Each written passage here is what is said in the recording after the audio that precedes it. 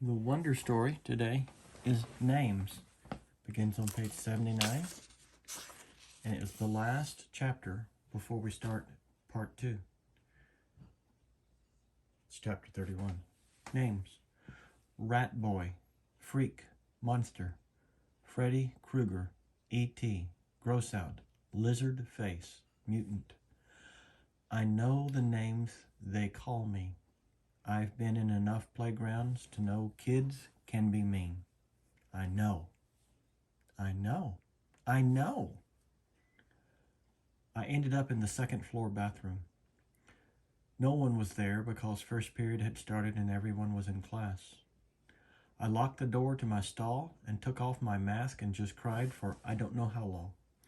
Then I went to the nurse's office and told her I had a stomachache, which was true because I felt like I'd been kicked in the gut. Nurse Molly called Mom and had me lie down on the sofa next to her desk. 15 minutes later, Mom was at the door. "Sweetness," she said, coming over to hug me. "Hi," I mumbled. I didn't want her to ask anything until afterward. "You have a stomach ache?" she asked, automatically putting her hand on my forehead to check for my temperature. "He says he feels like throwing up," said Nurse Molly, looking at me with very nice eyes. "I have a headache," I whispered. "I wonder if it's something you ate," said Mom, looking worried. "There's a stomach bug going around," said Nurse Molly. "Oh, geez," said Mom, her eyebrows going up as she shook her head. She helped me to my feet. "Should I call a taxi, or are you okay walking home?" "I can walk."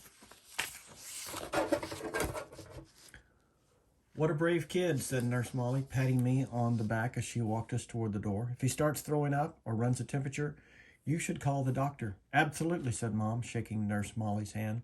"Thank you so much for taking care of him." "My pleasure," answered Nurse Molly, putting her hand under my chin and tilting my face up. "You take care of yourself, okay?" I nodded and mumbled, "Thank you, Mom," and I walked the whole way home.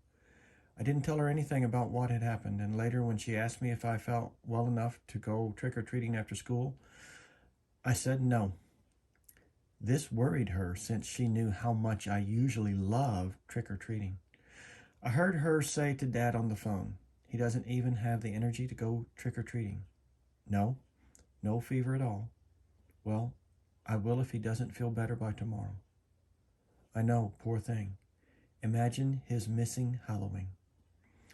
I got out of going to school the next day, too, which was Friday, so I had the whole weekend to think about everything. I was pretty sure I would never go back to school again.